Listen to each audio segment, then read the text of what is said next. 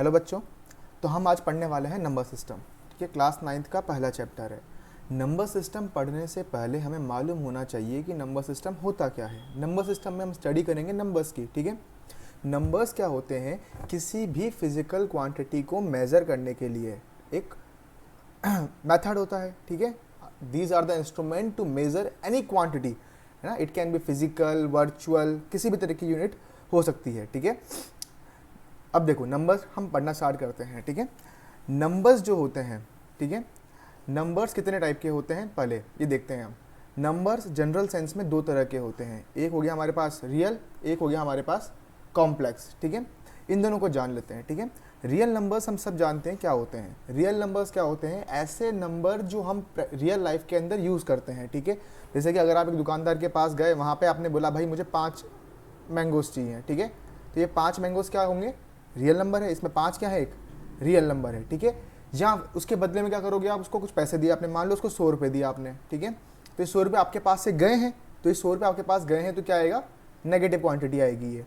ठीक है, तो ये भी क्या है? एक रियल नंबर है। ठीक है, तो ऐसे नंबर्स जिनको आप प्रैक्टिकल लाइफ में अपने डेली लाइफ के अंदर इस्तेमाल करते हो, ऐसे नंबर्स क्या कहलाते हैं? रियल नंबर्स कहलाते हैं। ठीक है, एक सेकेंड, यहाँ पर अब इसको अंडू कर लेते हैं। अब देखिए, फिर हमें पढ़ना है कॉम्प्लेक्स नंबर्स।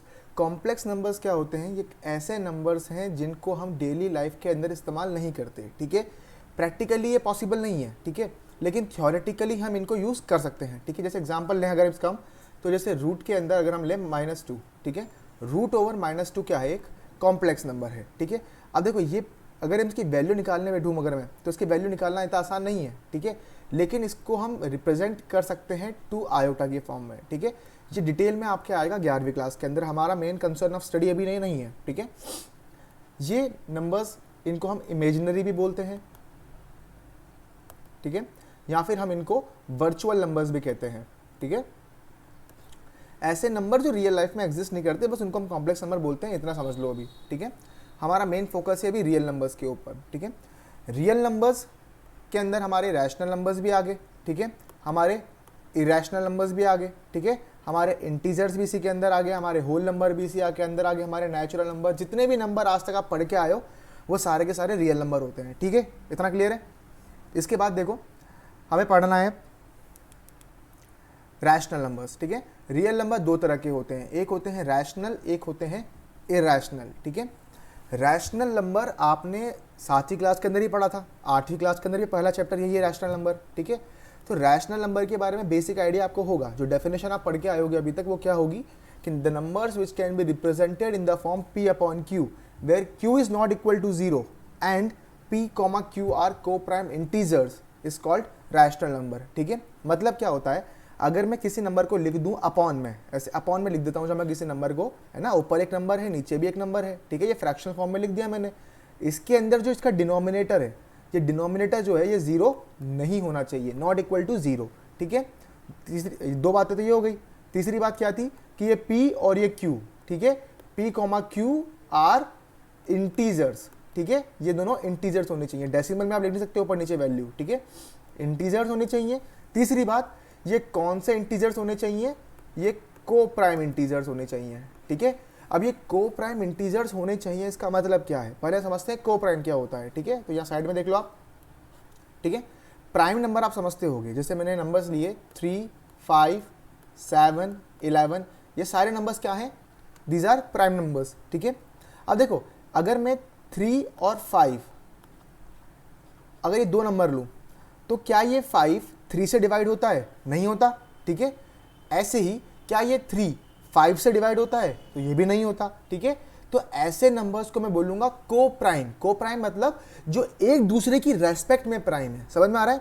ठीक है, अब जरूरी नहीं कि ये दोनों नंबर प्राइम हो। ठीक है, एग्जांपल लेते हैं दूसरा, जैसे मैंने यहाँ पर एग्जांपल लिया 2 और 9। ठीक है, अब देखो यहाँ पर ये 2 जो है ये एक प्राइम नंबर है ना। 2 is the smallest prime number, मालूम होगा आप लोगों को। ठीक है, and it is also the only even prime number. ठीक है, 2 जो है वो एकलौता इवन प्राइम नंबर होता है। ठीक है, और सबसे छोटा प्राइम नंबर भी यही होता है। इसके साथ मैंने जो दूसरा नंबर लिया है वो लिया है मैंने 9। ठीक है, 9 एक प्राइम नंबर नहीं है, इट इज डिविजिबल बाय 3। ठीक है, लेकिन क्या ये 9 इस 2 से डिवाइड होता है? तो नहीं होता, ठीक है। क्या ये 2 इस 9 से डिवाइड होता है? तो फिर से नहीं होता। तो ऐसे ये दोनों नंबर भी क्या कहलाएंगे? को प्राइम नंबर कहलाएंगे, ठीक है। समझ में आ गया अभी तक? तो क्या पढ़ा हमने कि भाई रैशनल नंबर्स क्या होते हैं? ऐसे नंबर्स जिनको हम लिख सकते हैं p बाई क्यू के फॉर्म में, जिसमें q is not equal to 0 and p comma Q are coprime integers, ठीक है। p बाई क्यू की फॉर्म में लिख दूंगा मैं इसको, जिसमें p और q क्या होंगे? इंटीजर्स होंगे, ठीक है। अब देखो, ऐसे अगर मैं ये नंबर रैशनल थे तो फिर इरैशनल क्या हो जाएगा? इसी का उल्टा, है ना। Numbers which can not be written, which can not be written as p upon Q. Simple सी डेफिनेशन बन गई किसकी? इरैशनल नंबर की है। देखो अब इसमें दिक्कत क्या है, ये डेफिनेशन बेसिक लेवल पे आपके चल जाएगी, अभी तक 8th क्लास तक ये डेफिनेशन काम कर रही थी हमारी, ठीक है। लेकिन अगर हमें ज़्यादा फोकस करना है इरैशनल नंबर की प्रॉपर्टीज़ को, ठीक है, तो उसके लिए ये प्रॉपर्टी, ये डेफिनेशन हमने लिखी है, डेफिनेशन सफिशिएंट नहीं है, ठीक है। इसके लिए हम आज इसकी नई डेफिनेशंस को भी पढ़ेंगे, ठीक है। लेकिन उससे पहले हम रैशनल नंबर को आगे स्टडी कर लेते हैं, ठीक है। अब देखिए, रैशनल नंबर जो होते हैं वो फिर आगे 2 टाइप के बता रखे हैं। कौन कौन से? एक होते हैं फ्रैक्शन, एक होते हैं इंटीजर्स, ठीक है। फ्रैक्शनल नंबर आप जानते ही होंगे, जैसे ये p कॉमा क्यू था, या p अपॉन क्यू क्या था? एक फ्रैक्शन ही था। जैसे मैंने यहाँ पे लिख लिया 2/3, 1/4, ये सब के सब नंबर्स क्या है? फ्रैक्शंस हैं। इसी के अंदर मैंने डेसिमल इसलिए डाल दिया क्योंकि देखो, अगर यहाँ 2/3 की वैल्यू मैं सॉल्व करूंगा तो 0.66 के समथिंग आएगी, ठीक है। 1/4 की अगर मैं वैल्यू निकालूंगा तो ये 0.25 आएगी। तो ये फ्रैक्शन और डेसिमल लगभग लगभग सेम चीज़ होती है, ठीक है। इंटीजर्स का कुछ हिस्सा फ्रैक्शंस में आ जाता है, बाकी ये सेपरेट पार्ट है पूरा का पूरा, ठीक है। इंटीजर्स क्या होते हैं? दैट कंप्लीट नंबर्स, लाइक -∞ से लेकर के +∞ तक के जो भी आप नंबर लोगे, सारे कंप्लीट नंबर्स वो इंटीजर्स में आएंगे। जैसे कि 1, 2, 3, -1, -2, 0, ये सब नंबर्स क्या होते हैं? इंटीजर्स होते हैं, ठीक है। फर्दर आप इंटीजर को भी 2 पार्ट्स में क्लासीफाई कर सकते हो, ठीक है। एक होते हैं नेगेटिव इंटीजर, जैसे मैंने यहाँ पे लिया आपका -1, -2, ये सब क्या है? Negative integers. फिर हमने लिए होल नंबर्स। होल नंबर मैंने इसलिए लिया क्योंकि अगर मैं नेगेटिव के बाजू में डाल देता पॉजिटिव नंबर्स, तो पॉजिटिव नंबर में दिक्कत क्या आती? भाई 0 आ गया, ठीक है। अब देखो +0 और -0 तो बात एक ही होती है ना, है ना, एक ही चीज़ है। +0 -0 दोनों की वैल्यू क्या होगी? 0। तो इसलिए मैंने यहाँ पॉजिटिव इंटीजर लिखने के बजाय लिखा है होल नंबर्स, ठीक है। अब देखो, होल नंबर्स क्या होते हैं? ये 0 से स्टार्ट होते हैं और कहाँ तक जाते हैं? चलते रहेंगे इन्फिनिटी तक। ऐसे नंबर को हम बोलते हैं होल नंबर्स। कोई दिक्कत नहीं होगी इसके अंदर, ठीक है। इंटीजर का ही पार्ट है होल नंबर भी। फिर आप होल नंबर को भी आगे 2 हिस्सों में बांट सकते हो, ठीक है। कौन कौन से हिस्से हैं वो? एक होता है 0, एक होता है नेचुरल नंबर्स, ठीक है। भाई नेचुरल नंबर स्टार्ट होते हैं 1 से लेकर के जाते हैं ये इन्फिनिटी तक, और 0 तो उसके आगे जोड़ दोगे अगर आप, तो क्या बन जाएंगे? होल नंबर बन जाएंगे। समझ में आ रहा है? भाई 0 से लेकर के इन्फिनिटी तक तो बनते हैं होल नंबर्स, 1 से लेकर के इन्फिनिटी तक क्या बनते हैं? Natural numbers. और इसमें अगर आप नेचुरल नंबर में 0 भी जोड़ दोगे तो बन जाएंगे होल नंबर्स, ठीक है यहाँ तक।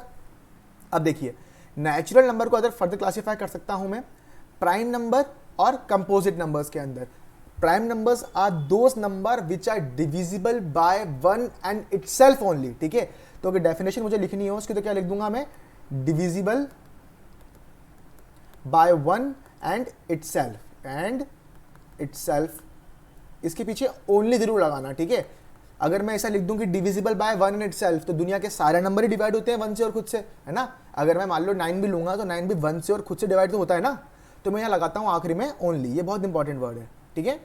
अब देखो, प्राइम नंबर्स तो हो गए। अब जो नंबर्स किसी और नंबर से भी डिवाइड हो जाते हैं, जैसे कि 4 2 से भी डिवाइड होता है, ठीक है। तो ऐसे नंबर्स को हम बोलते हैं कंपोजिट नंबर्स, ठीक है। अब देखो, एक खास बात क्या होती है, प्राइम नंबर जो है ये स्टार्ट होते हैं 2 से, ठीक है। 2 is the smallest prime number, फिर 2 के बाद 3 आता है, फिर 5 आता है, ये सब आते रहते हैं आगे जा करके। कंपोजिट नंबर जो होते हैं, कंपोजिट नंबर स्टार्ट होते हैं 4 से, ठीक है। 4 is the smallest composite number. ये आपको बातें याद रखनी होती है, ठीक है। ये आपके एग्जाम में अब तो नहीं आएगी, लेकिन ये छोटी क्लासेस में आ चुकी है पहले से। अगर आपको उस टाइम तक याद हो तो बहुत अच्छी बात है, वरना आप याद रख लीजिए इन चीज़ों को। ये डायरेक्टली कई बार इंप्लीमेंट हो जाती है क्वेश्चंस के अंदर, आपको पता नहीं चलता कि आप हमने तो पढ़ा ही नहीं इस साल ये, ठीक है। तो ये आपको 6वीं 7वीं क्लास से आना चाहिए था, ठीक है। आगे बढ़ते हैं। कंपोजिट नंबर, 4 के बाद कौन सा कंपोजिट नंबर आएगा अगला? 6, फिर 9 आएगा, फिर 10 आएगा, ऐसे कंपोजिट नंबर चलते रहेंगे। अब देखो, अगर मैं काउंटिंग करूँ फिर से, तो देखो 0 तो मैंने यहाँ पे बाहर निकाल दिया पहले, ठीक है।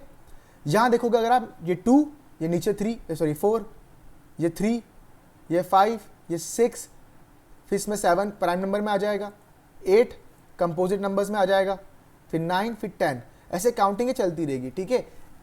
Any natural number is a prime number और अ कंपोजिट नंबर एक्सेप्ट 1, ठीक है। 1 ऐसा नेचुरल नंबर है जो ना तो प्राइम है ना ही वो कंपोजिट है। समझ में आ रहा है आपको? ये नंबर ना तो प्राइम होता है ना ही कंपोजिट नंबर होता है, ठीक है। ये आपको थोड़ा सा याद रखना पड़ेगा। चलिए अब नेक्स्ट स्लाइड पे चलते हैं हम, ठीक है। अब हम डेफिनेशन पढ़ेंगे रैशनल नंबर्स और इरैशनल नंबर्स की, ठीक है। रैशनल नंबर की जो डेफिनेशन आप अभी तक पढ़ के आए थे वो डेफिनेशन सफिशिएंट थी हमारे लिए, ठीक है। क्या पढ़ के आए थे हम? Numbers that can be represented in the form p upon q where q is not equal to 0 and p, q are coprime integers, ठीक है। इस डेफिनेशन पे हमें बहुत ज़्यादा फोकस करने की ज़रूरत इसलिए होती है क्योंकि 10th क्लास का आपका फर्स्ट चैप्टर जो आएगा वो आएगा रियल नंबर्स, ठीक है। रियल नंबर्स में अक्सर क्वेश्चन ऐसा आता है कि prove that root 2 is irrational, है ना, रूट n इज इरैशनल, इस तरह के क्वेश्चन आते हैं, ठीक है। अगर आप 9th क्लास को स्टडी कर रहे हो आर डी शर्मा से, तो फिर आपके इस साल भी ये क्वेश्चन आर डी शर्मा में दे रखा होगा, ठीक है। अगर आप एनसीईआरटी फॉलो करते हैं या कोई दूसरी स्टेट बोर्ड की बुक्स फॉलो करते हैं, उसमें आपके ये क्वेश्चन इस साल नहीं आएगा, ठीक है। ये क्वेश्चन होते हैं ये इसी डेफिनेशन के ऊपर बेस्ड होते हैं, ठीक है। ये डेफिनेशन आपको मोर देन इनफ याद होगी, अभी तक आप पढ़ के आ चुकी हो। इसके एग्जांपल लिख देता हूँ बस मैं, जैसे एग्जांपल इसके 2, 3, 1/4, 5, 6, कुछ भी आप एग्जांपल ले लो, ठीक है। इन सबको मैं अपॉन 1 डाल करके p/q की फॉर्म में लिख सकता हूँ, तो ये सारे के सारे क्या बन गए? रैशनल नंबर बन गए, ठीक है। सेकंड डेफिनेशन जो है इसकी, ये हमारा मेन कंसर्न है अभी स्टडी का, ठीक है। ये जो पूरा चैप्टर है इसकी सेकंड डेफिनेशन के ऊपर बेस्ड है, ठीक है। हम क्वेश्चन भी जो करेंगे वो इसी के ऊपर करेंगे। आज हम बहुत ही कम क्वेश्चन करेंगे, नेक्स्ट जो वीडियो है उसमें हमने मैक्सिमम क्वेश्चंस अटेंड कर रखे हैं, ठीक है। अब देखिए आप, रैशनल नंबर की डेफिनेशन सबसे सरल तौर पे ये होगी कि rational numbers are those numbers whose decimal expansion is terminates, है ना। जैसे कि मान लो मैंने यहाँ पर एक नंबर लिखा 1.576, ठीक है। ये एक डेसिमल नंबर है, ठीक है। अब देखो इसका डेसिमल कहाँ है? ये रहा। इस डेसिमल के बाद कितने नंबर्स हैं? 1, 2, 3, ठीक है। तो उसका डेसिमल एक्सपेंशन कितने डिजिट्स के बाद टर्मिनेट हो गया? तो ये 3 डिजिट के बाद टर्मिनेट हो गया। आगे कुछ नहीं लिखा हुआ ना, इसके आगे टर्मिनेट हो चुका है। तो ऐसे नंबर कहलाते हैं रैशनल नंबर, ठीक है। एक बात तो ये, और either they have a terminated decimal representation और a non terminating but recurring decimal representation, ठीक है। रिकरिंग का मतलब क्या होता है? अकर मतलब किसी चीज का होना, तो रिकर का मतलब क्या हुआ? किसी चीज का बार बार होना, ठीक है। तो ये क्या हो जाएंगे? जैसे मैंने लिखा 1.576 था पुराना नंबर, इसके बाद दोबारा 576 आ रहा है, ठीक है। फिर दोबारा 576 आ रहा है, तो देखो इसमें 576 बार बार रिपीट हो रहा है, ठीक है। तो ऐसे नंबर्स कहलाते हैं रैशनल नंबर्स, ठीक है। फिर से अब देखो ये आगे चलता जाएगा, उसको लिखता कैसे हूं मैं? देखो इसमें स्मॉलेस्ट रिपीटिंग यूनिट क्या है? जो मैंने नंबर लिखा नीचे ये वाला, इसमें स्मॉलेस्ट रिपीटिंग यूनिट अगर आप देखोगे तो क्या है? 576। ये 576 मत बोलना इसे, ये क्या है? 576। इंडिविजुअली काउंट करते हैं नंबर्स को डेसिमल के बाद, तो ये 576 जो है ये बार बार रिपीट हो रहा है, ठीक है। तो कैसे डिनोट करते हैं हम इसे? 1.576 लिख देंगे और 576 के ऊपर बार लगा देंगे। ये बार डिनोट करता है कि जिस भी नंबर के ऊपर बार है वो बार बार रिपीट हो रहा है। तो यहाँ पे 576 जो है ये बार बार रिपीट हो रहा है, ठीक है। और अगर आपको एग्जांपल देखने हो इसके, तो हम ले सकते हैं जैसे 1.5 बार है, ठीक है। इसका मतलब क्या हुआ? 1.555 चलते जा रहा है, ठीक है। अब जैसे न्यूमेरिकल करेंगे इसके ऊपर आपकी और प्रैक्टिस होती जाएगी, ठीक है।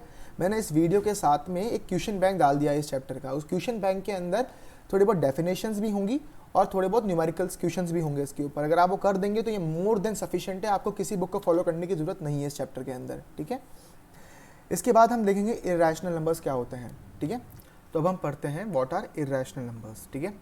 इरैशनल नंबर्स क्या होते हैं? जिनका डेसिमल एक्सपेंशन ना तो टर्मिनेटिंग होता है, ठीक है, और ना ही उनका डेसिमल एक्सपेंशन जो है वो रिपीटिंग होता है, ठीक है। Non terminating and non repeating decimal expansion जिनका नंबर्स का होता है वो कहलाते हैं हमारे इरैशनल नंबर्स, ठीक है। अगर हम एग्जांपल लें इरैशनल नंबर्स के, तो इसके एग्जांपल्स क्या होते हैं? Square root of non perfect squares, non perfect squares याद रखिएगा। ऐसे नंबर्स जो परफेक्ट स्क्वायर नहीं है। जैसे कि हम एग्जांपल लें 5 is not a perfect square, ठीक है। 7, 3 ये सब नंबर्स क्या हैं, परफेक्ट स्क्वायर नहीं है, ठीक है। अगर मैं इन सब का रूट ले लूँ तो वो रूट क्या कहलाएगा, इरेशनल नंबर, ठीक है। ये सारे के सारे नंबर्स इरेशनल नंबर्स हैं, ठीक है। अब डेफिनेशन की बात करें हम, ठीक है। इरेशनल नंबर का डेसिमल एक्सपेंशन ना तो टर्मिनेट होना चाहिए, नहीं ना तो रिपीट होना चाहिए, ठीक है। जैसे हमने एक नंबर लिया 1.57325733, ठीक है, और ये आगे चलते जा रहा है ऐसे। अब देखो जहाँ पर आपको लगेगा कि ये भाई ये 573 यहाँ पर भी आ गया, 573 यहाँ पर भी आ गया, ठीक है, तो ये क्या है, एक रैशनल नंबर होगा, लेकिन ऐसा नहीं होता है। वो क्यों नहीं होता है कि देखो ये जो पैटर्न है, इसके बीच में एक नंबर यहाँ पर आया 2 और एक नंबर यहाँ पर आया 3, ठीक है। तो ये जो पैटर्न है ये रिपीट कहाँ हुआ, ठीक है, इसके बीच में एक नॉन रिपीटिंग एंटिटी आ गई, ठीक है। तो इस वजह से ये नंबर जो है क्या कहलाएगा, इरेशनल नंबर। इस तरह के जितने भी नंबर जैसे कि 1.00100100001 इस तरह के जितने भी पैटर्न्स होते हैं सारे के सारे कहलाते हैं इरेशनल नंबर्स, ठीक है। कोई भी डिजिट इसमें रिपीट नहीं हो रही है, इसमें 2 0 आए, इसमें 3 आए, इसमें 4 आए, समझ में आ गया। ये होते हैं इरेशनल नंबर्स, ठीक है। रैशनल नंबर्स क्या होते हैं, square root of perfect squares, ठीक है। यहाँ मैं लिख देता हूँ, चाहो तो आपकी इच्छा हो तो, square root of perfect squares. जैसे कि रूट के अंदर 4, रूट के अंदर 9, रूट के अंदर 16, ये सब क्या क्या कहलाएंगे, रैशनल नंबर्स, ठीक है। और यहाँ क्या आ जाएगा, square root of non perfect squares, ठीक है। जो नंबर परफेक्ट स्क्वायर नहीं होते उनके जो स्क्वायर रूट्स हैं वो कहलाते हैं इरेशनल नंबर, जैसे कि √3, √5 और √7, ठीक है। आगे बढ़ते हैं। अब हमारे पास एक क्वेश्चन है कि find 3 rational numbers between the numbers -2/3 and 1/4, ठीक है। करने के लिए हमारे पास 2 मेथड है इसके अंदर। पहला मेथड जो है वो कहलाता है arithmetic mean method, arithmetic mean method, ठीक है। सेकंड जो मेथड है वो कहलाता है common denominator method. Common denominator ऐसा नाम नहीं है इसका, कोई स्पेसिफिक नाम ही नहीं है, ये नाम मैंने दिया है इसको, ठीक है। अब देखिए हम इसको करते हैं पहले मेथड से पहले तो, ठीक है, अरिथमेटिक मीन मेथड से। अब देखिए सबसे पहला नंबर हमारे पास है -2/3, हमारे पास अगला नंबर है 1/4, ठीक है। सबसे पहले काम क्या करते हैं हम,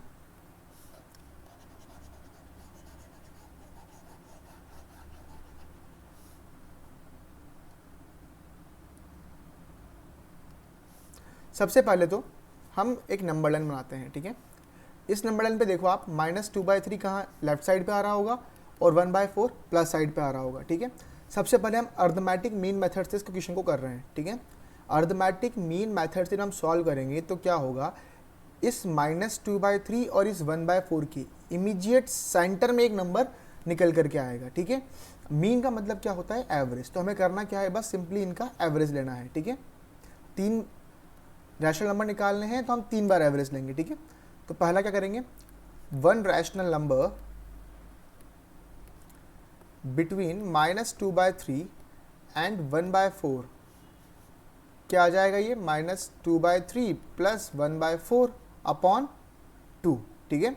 इसको मैं सॉल्व करता हूँ तो मेरी वैल्यू क्या आ जाएगी, यहाँ देख लीजिए, माइनस इनका पहले इनका एलसीएम लेते हैं, ये 4 यहाँ रह के मल्टीप्लाई हो जाएगा और 3 यहाँ रह के मल्टीप्लाई हो जाएगा, तो क्या हो गया -8 प्लस 3 अपॉन में देखिए इनका एलसीएम लूँगा तो क्या आ जाएगा, 4 3 ज़ा 12 और अपॉन में क्या है 2। इसको सॉल्व करूँगा तो क्या हो गया, -8 प्लस 3 अपॉन ये आपस में मल्टीप्लाई हो जाएंगे तो 12 2 ज़ा 24। अब देखो -8 प्लस 3 कितना हो गया, -5 अपॉन 24, ठीक है। तो -5 अपॉन 24 -2/3 और 1/4 के इमीडिएट सेंटर में आता है, ठीक है। तो ये -5/24 आ गया इनके सेंटर के अंदर, ठीक है। अब हमें अगला नंबर निकालना है, अगला नंबर निकालते हैं अब हम। अब देखिए अगला नंबर निकाल रहे हैं हम किन किन के बीच में। अब हम नंबर निकालेंगे -2/3 और -5/24 के बीच में। मैं एक रेशनल नंबर निकालना चाह रहा हूँ इस जगह पर, ठीक है। तो इसका कैसे निकालूंगा मैं, -2/3 प्लस -5/24 डिवाइडेड बाय 2, ठीक है। अब देखिए 3 और 24 का एलसीएम कितना आ गया है, 24, ठीक है। अब 3 की टेबल पे 24 कितने टाइम आता है, 8 टाइम्स, तो ऊपर मल्टीप्लाई कर दिया -2 को मैंने 8 से, ठीक है। प्लस के अंदर 24 की टेबल में 24 1 टाइम आता है, इसलिए मैंने -5 को मल्टीप्लाई कर देंगे हम 1 से, तो -5 ही आ जाएगा, ठीक है। अपॉन में क्या है इसके 2, ठीक है। इसको आप सॉल्व करोगे तो कितना आ जाएगा, -2 × 8 -16 -5 अपॉन, इनको मल्टीप्लाई करोगे तो क्या हो जाएगा, 24 2 ज़ा 48, ठीक है। अब -16 -5 कितना हो जाएगा, -21 और अपॉन में कितना आ जाएगा, 48, ठीक है। इसको अगर आप कट करना चाहो 3 से, तो 3 से कट हो जाएगा, ठीक है। कट हो कितना बन जाएगा, 3 से ये गया 7 टाइम और 3 से ये गया 16 टाइम, तो नंबर क्या आ गया हमारे पास, -7/16, ठीक है। अब -7/16 जो है ये इमीडिएट बीच में आता है -2/3 और -5/24 के, ठीक है। अब हम एक और नंबर निकालेंगे, जो निकालेंगे हम -5/24 और 1/4 के बीच में, ठीक है।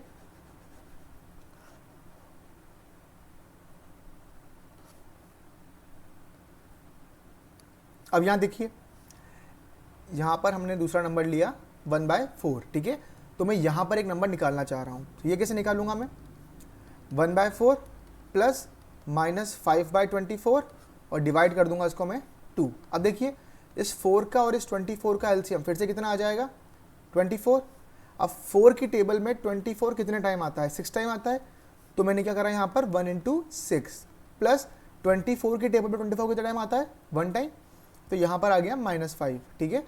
और अपॉन में इसके 2।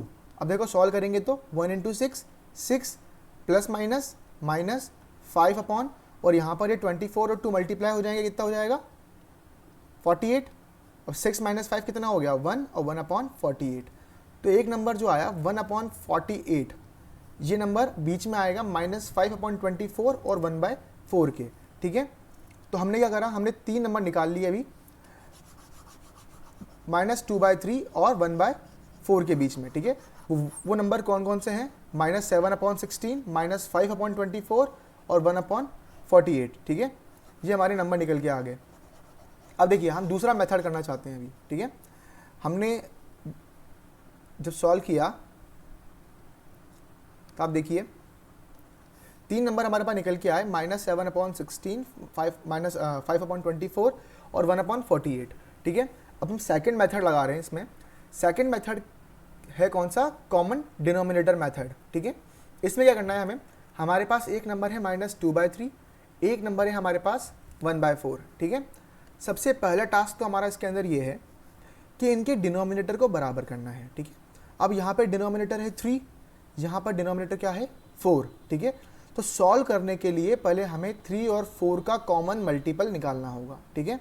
अब देखिए अगर मैं 3 के मल्टीपल लिखूँ तो 3 के मल्टीपल क्या होंगे, 3 6 9 12 15, ये चलेंगे, ठीक है। अगर मैं 4 के मल्टीपल्स लिखूँ तो 4 के मल्टीपल्स क्या होंगे, 4 8 12 16 20, ऐसे चलेंगे। अब अगर इनमें कॉमन मल्टीपल आएगा तो वो कौन सा आएगा, ये 12 आएगा, है ना। तो देखो अब 3 की टेबल में 12 कितने टाइम आता है, तो वो 4 टाइम आता है, तो मैंने इसको ऊपर नीचे मल्टीप्लाई कर दिया 4 से, ठीक है। अब यहाँ पर है 4 की टेबल में 12 कितने टाइम आता है, 3 टाइम आता है, तो इसको ऊपर नीचे मल्टीप्लाई कर दिया हमने 3 से, ठीक है। तो देखो यहाँ सॉल्व करूँगा मैं, कितना आएगा -8 और यहाँ कितना आएगा 12। सिमिलरली यहाँ पे कितना आएगा, 1 3 ज़ा 3 और यहाँ पे 4 3 ज़ा 12, ठीक है। अब देखो मेरे पास 2 नंबर आ गए, एक आया -8/12 और एक आया मेरे पास 3/12। अब क्या करना है मुझे, यहाँ पर डिनोमिनेटर मैंने दोनों नंबर्स का बराबर कर दिया, ठीक है। जब मैंने डिनोमिनेटर इनका बराबर कर दिया तो मैं डिनोमिनेटर को बिल्कुल नेग्लेक्ट कर सकता हूँ, ठीक है। आपको डिनोमिनेटर के ऊपर बिल्कुल फोकस ही नहीं करना है, ठीक है। यहाँ मैंने 12 लिख दिया, यहाँ मैंने 12 लिख दिया। अब इस 12 को भूल जाओ, 12 से मतलब ही नहीं है मुझे इस बात से, ठीक है। यहाँ एक नंबर लिखा हुआ है -8, यहाँ एक नंबर लिखा हुआ है -3, फिर ऊपर वाले न्यूमरेटर के ऊपर फोकस करो, डिनोमिनेटर को बिल्कुल भूल जाओ, ठीक है। अब देखो -8 और यहाँ पर सॉरी ये +3 था, ये +3 कर लेते हैं इसे। तो -8 और +3 के बीच में कौन कौन से नंबर आते हैं? तो देखो यहाँ पर -7/12, -6/12, -5/12, ऐसे चलता रहेगा, ये 1/12 तक चल जाओ, ठीक है। ये सारे नंबर्स जो हैं ये बीच में आते हैं -8/12 के और 3/12 के, ठीक है। तो ये जो नंबर है ये हमारे हो गए 3 रैशनल नंबर्स बिटवीन -2/3 एंड 1/4, ठीक है। अब देखिए, अब नेक्स्ट क्वेश्चन करते हैं हम। नेक्स्ट क्वेश्चन हमारा क्या है? Find 3 rational numbers between 1 and 2, ठीक है। इसको भी हम दोनों मेथड से करते हैं। पहला मेथड कौन सा था हमारा? अरिथमेटिक मीन मेथड, ठीक है। तो देखो 1 रैशनल नंबर बिटवीन 1 एंड 2। अब देखिए ये नंबर लाइन है हमारी, यहाँ पर लिखा मैंने 1, यहाँ लिखा मैंने 2। 1 और 2 के इमीडिएट सेंटर में अगर मैं एक नंबर निकालता हूँ तो वो कैसे निकल करके आएगा? 1 + 2/2, ठीक है। तो कितना हो गया ये? 3/2, ठीक है। तो एक नंबर यहाँ पर आ गया 3/2, ठीक है। ये मेरा पहला रैशनल नंबर हो गया, ठीक है। अब दूसरा करते हैं। तो 1 रैशनल नंबर बिटवीन 1 एंड 3/2, 1 और 3/2 के बीच में अगर मैं एक रैशनल नंबर निकालता हूँ तो वो कैसे निकल जाएगा? 1 + 3/2/2, ठीक है। अब ये 2 यहाँ रह के मल्टीप्लाई हो जाएगा तो कितना हो जाएगा? 2 + 3 अपॉन, अब ये 2 नीचे भी आके मल्टीप्लाई हो जाता है तो कितना हो जाएगा? अपॉन में 4, ठीक है। तो 2 + 3/4 मतलब कि 5/4, ठीक है। अब ये 5/4 कहाँ आया? 1 के और 3/2 के बिल्कुल सेंटर में, मतलब कि यहाँ पर, ठीक है। अब देखो, अब मुझे एक और रैशनल नंबर निकालना है। तो वो एक रैशनल नंबर हम कहाँ निकालें? हम निकाल लेते हैं इस 3/2 के और इस 2 के बीच में। तो कैसे निकालेंगे? Between 3/2 and 2 equals to 3/2 + 2 upon में 2 आ जाएगा, ठीक है। अब इसको सॉल्व करेंगे, कैसे करेंगे? 3 प्लस ये 2 यहाँ जाके मल्टीप्लाई हो जाएगा तो 3 + 4 अपॉन ये 2 नीचे भी आके मल्टीप्लाई हो जाएगा तो अपॉन में 4, ठीक है। तो 3 + 4 7/4 हमारा नंबर आ गया। वो नंबर कहाँ आ गया? ये हमने सेंटर में लगा लिया यहाँ पर 7/4, ठीक है। तो हमारे जो नंबर्स हैं, हमारे जो नंबर हैं वो कौन कौन से आए? एक आया हमारे पास 5/4, एक आया हमारे पास 3/2, एक हमारे पास आया 7/4, ठीक है। ये 3 नंबर आ गए हमारे पास 1 और 2 के इमीडिएटली बीच में, ठीक है। अब हम सेकंड मेथड लगाते हैं, ठीक है। सेकंड मेथड कौन सा है हमारे पास? Common denominator method. Common denominator method में हमारा पहला टास्क क्या है? इनके डिनोमिनेटर को हमें बराबर कर देना है, ठीक है। बराबर करने में आप देखो 1 और 2 का जो डिनोमिनेटर है वो क्या होगा, ठीक है। 1 को मैं लिख सकता हूँ 1/1, ठीक है, और 2 को मैं लिख सकता हूँ 2/1, ठीक है। तो एक नंबर हो गया मेरे पास 1/1, एक नंबर हो गया हमारे पास 2/1, ठीक है। अब देखो 1 और यहाँ भी 1, ठीक है। इसको मैं किसी भी नंबर से मल्टीप्लाई कर दूँ, दोनों के डिनोमिनेटर हमेशा क्या रहेंगे? बराबर, ठीक है। तो मैं किस नंबर से मल्टीप्लाई करूँ ये मुझे मालूम कैसे पड़ेगा, ठीक है। तो वो जानकारी मिलेगी हमें इस सवाल से। इस सवाल में क्या लिखा हुआ है? हमें 3 रैशनल नंबर निकालने हैं, ठीक है। अब देखो, जब हमें n number of rational number निकालने होते हैं तो हम मल्टीप्लाई करते हैं n + 1 से, ठीक है। तो यहाँ पर अगर हमें 3 रैशनल नंबर निकालने हैं तो मैं मल्टीप्लाई किससे करूँगा? 4/4 से। दोनों साइड मैंने 4/4 से मल्टीप्लाई कर दिया। तो यहाँ क्या आ गया? 1 4 ज़ा 4 और नीचे भी 1 4 ज़ा 4, ठीक है। यहाँ कितना आ गया? 2 4 ज़ा 8 और 1 4 ज़ा 4, ठीक है। अब देखो फिर से डिनोमिनेटर बराबर है तो डिनोमिनेटर पर हमें ध्यान देना ही नहीं है। यहाँ भी मैंने अपॉन में लिख दिया 4 और यहाँ भी मैंने अपॉन में लिख दिया 4, ठीक है। अब देखिए यहाँ पर न्यूमरेटर है 4, यहाँ पर न्यूमरेटर है 8, ठीक है। तो सिंपली 4 और 8 के बीच में कौन कौन से नंबर आते हैं? तो देखो 5 6 और 7, सबके अपॉन में 4 आ जाएगा, ठीक है। तो ये हमारे 3 रैशनल नंबर आ गए जो हमें निकालने थे 1 और 2 के बीच में, ठीक है। इन सब की वैल्यू अगर आप निकालोगे तो आपको मालूम पड़ जाएगा कि ये 1 और 2 के बीच में आते हैं, ठीक है। कोई दिक्कत नहीं है इसमें। अगला टॉपिक पढ़ते हैं अब हम, ठीक है। ये जो सवाल है ये बहुत ही इंपॉर्टेंट है, ठीक है। एग्जाम में अक्सर आता रहता है, ये 2 नंबर में आ जाता है, ठीक है। सवाल ये है Look at several examples of rational number in the form p upon q, where q is not equal to 0 and p comma q are integers with no common factor other than 1. ठीक है, अब देखिए ये definition जो मैंने आपको पहले बताई थी रैशनल नंबर की डेफिनेशन, वही डेफिनेशन है. ठीक है, रैशनल नंबर है p बाई क्यू की फॉर्म में, जिसमें q इक्वल टू 0 है, नहीं हो सकता. ठीक है, q is not equal to 0 है. p और q क्या है, इंटीजर्स हैं with no common factor other than 1. मतलब कि p और q ये क्या है, ये को प्राइम इंटीजर्स हैं. ठीक है, integers with no common factor other than 1. ठीक है, हैविंग टर्मिनेटिंग डेसिमल रिप्रेजेंटेशंस. ठीक है, अब देखिए अगर ये रैशनल नंबर है, ठीक है, अगर ये रैशनल नंबर हैं तो दो बातें हो सकती हैं, या तो इनका डेसिमल एक्सपेंशन टर्मिनेट होगा या फिर इनका decimal expansion non terminating but repeating होगा. ठीक है, बट रिपीटिंग होगा.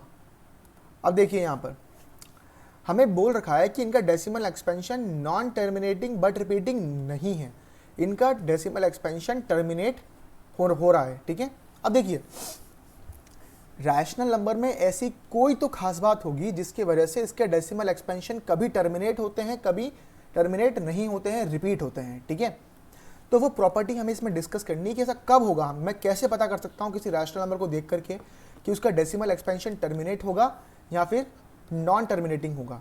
ठीक है, जैसे कि एग्जांपल लेते हैं हम कि मैंने मान लो यहाँ पे लिखा 3/5. ठीक है, अब मैं इसको डिवाइड करता हूँ.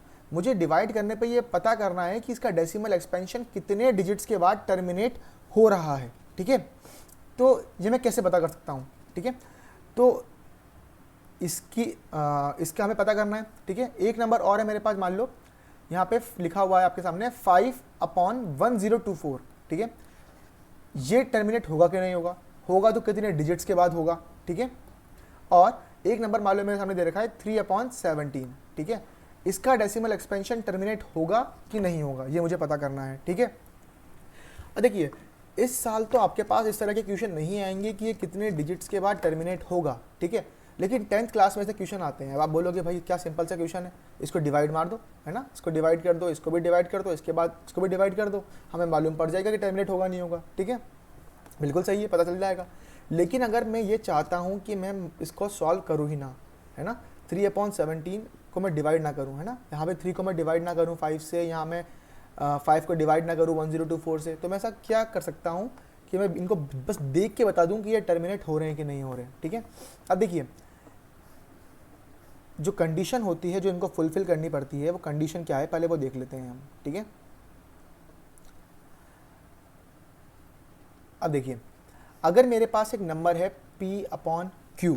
ठीक है, इसमें मान लो ये q जो है इसके फैक्टर्स हैं 2m और 5m.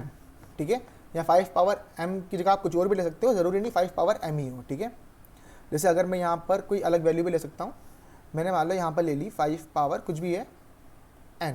ठीक है, अगर q के फैक्टर्स 2m इंटू 5n इस फॉर्मेट के हैं, ठीक है, तो p/q जो होगा वो क्या होगा, टर्मिनेट हो जाएगा. ठीक है, अब देखिए 2m इंटू 5n अगर फैक्टर हो p/q के तो ये टर्मिनेट हो जाएगा. ठीक है, एग्जाम्पल करते हैं इसका, जैसे कि 5/10 मुझे दे रखा था. ठीक है, अब देखो न्यूमरेटर को तो मुझे देखना ही नहीं है, न्यूमरेटर को तो आप बिल्कुल इग्नोर कर सकते हो, न्यूमरेटर से मतलब नहीं है हमें. ठीक है, मुझे मतलब किस चीज़ से है, मुझे मतलब है डिनोमिनेटर से. ठीक है, क्योंकि डिवाइड कर तो ये रहा है. ठीक है, देखिए अगर मैं 10 के फैक्टर निकालूँ, 10 के फैक्टर क्या होते हैं 2 इंटू 5. ठीक है, अब यहाँ पे 2 की पावर क्या है 1, 5 की पावर भी क्या है यहाँ पर 1. ठीक है, ये इस फॉर्मेट का है ना, p/q जिसमें q के फैक्टर 2m इंटू 5n है. ठीक है, यहाँ पे m की वैल्यू भी 1 हो गई, n की वैल्यू भी 1 हो गई. ठीक है, तो ये जो डेसिमल एक्सपेंशन है 5/10 का वो टर्मिनेट हो जाएगा. ठीक है, और इसकी अगर वैल्यू लिखता भी हूँ तो वैल्यू क्या आती है इसकी 0.5 आती है ना, देखो खत्म, टर्मिनेट हो गई है. ठीक है, ऐसे ही अगर हम और सवाल करते हैं, देखो मान लो मैंने एक सवाल लिखा यहाँ पर, यहाँ पे मैंने लिखा आपको 3 क्या लिखें हम 75 लिख देते हैं. ठीक है, 3/75, ठीक है।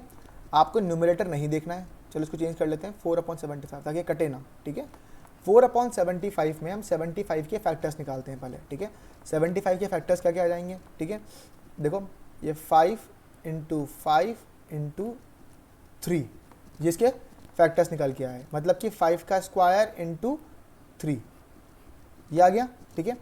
अब देखो यहाँ पर 5 पावर m तो है, जैसे यहाँ पर 5 पावर n था वैसे यहाँ 5 का स्क्वायर है ना, ठीक है। लेकिन यहाँ पे 2 नहीं है, ठीक है। यहाँ पे 2 पावर m नहीं है, ठीक है।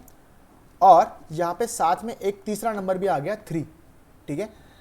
इसलिए ये क्या होगा, टर्मिनेट नहीं होगा। आप डिवाइड करके देखेंगे तो अगर आप 4 को डिवाइड करेंगे 75 से तो इसका डेसिमल एक्सपेंशन जो होगा वो टर्मिनेट नहीं हो सकता है, ठीक है। और एग्जांपल्स लेते हैं हम इस चीज़ के। अब देखिए मैंने मान लो एक नंबर लिया 17/16 ले लिया मान लीजिए आप, ठीक है।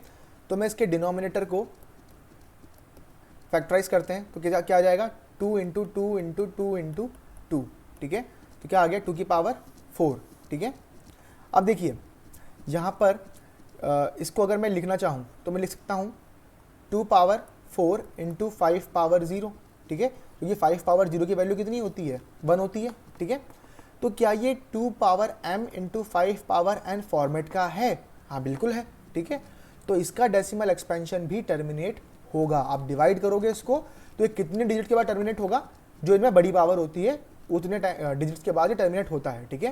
तो अगर मैं 17/16 लिखूंगा तो इसकी वैल्यू जब निकालोगे तो वो पॉइंट के बाद 1 2 3 4 डिजिट के बाद वो टर्मिनेट हो जाएगी, ठीक है।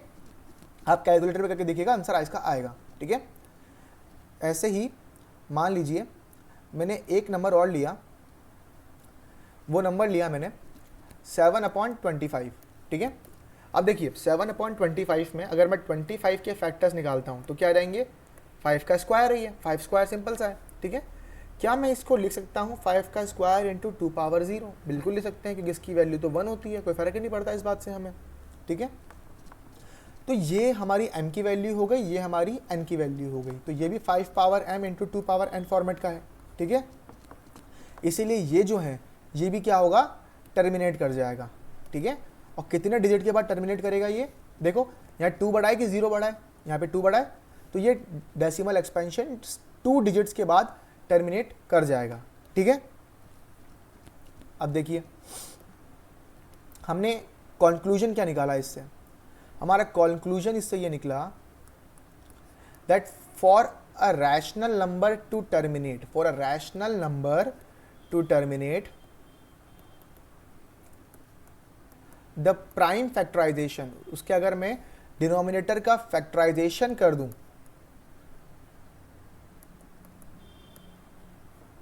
ऑफ इट्स डिनोमिनेटर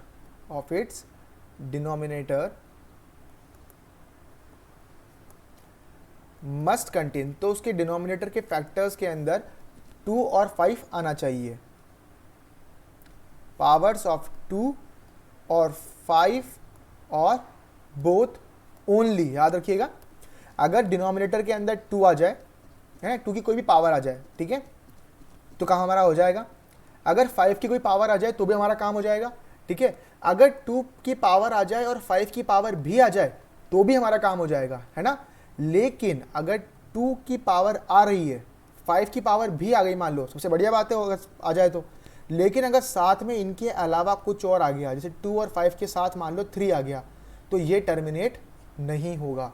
ये रैशनल नंबर होगा, इसमें कोई दिक्कत नहीं है, रैशनल नंबर है ये, लेकिन रैशनल नंबर कौन सा वाला होगा, ये होगा नॉन टर्मिनेटिंग रिपीटिंग, ठीक है। समझ में आ गया इतना, चलो अब देखिए, अब नेक्स्ट वीडियो में हम क्या पढ़ने वाले हैं, हम पढ़ेंगे कन्वर्जन ऑफ डेसिमल नंबर्स, दोनों के दोनों पढ़ेंगे हम, रिकरिंग भी और नॉन रिकरिंग भी, ठीक है, into rational numbers of the form m/n, ठीक है। अब मान लो मेरे पास एक नंबर दे रखा है जैसे कि 0.2 बार, ठीक है, इसको मुझे कन्वर्ट करना है रैशनल नंबर की फॉर्म के अंदर, ठीक है, मतलब कि p/q की फॉर्म में लिखना है मुझे, ठीक है। तो वो कैसे लिखते हैं हम, ठीक है, ये नॉन टर्मिनेटिंग था, ठीक है। अगर मेरे पास रिपीटिंग हो, सॉरी ये रिपीटिंग था नॉन टर्मिनेटिंग, अगर मेरे पास टर्मिनेटिंग डेसिमल रिप्रेजेंटेशन हो, जैसे कि मान लो 0.625, ठीक है, तो ये तो वैसे भी आपको आता भी होगा कि इसको 65/100 लिख देते हैं अपन, ठीक है।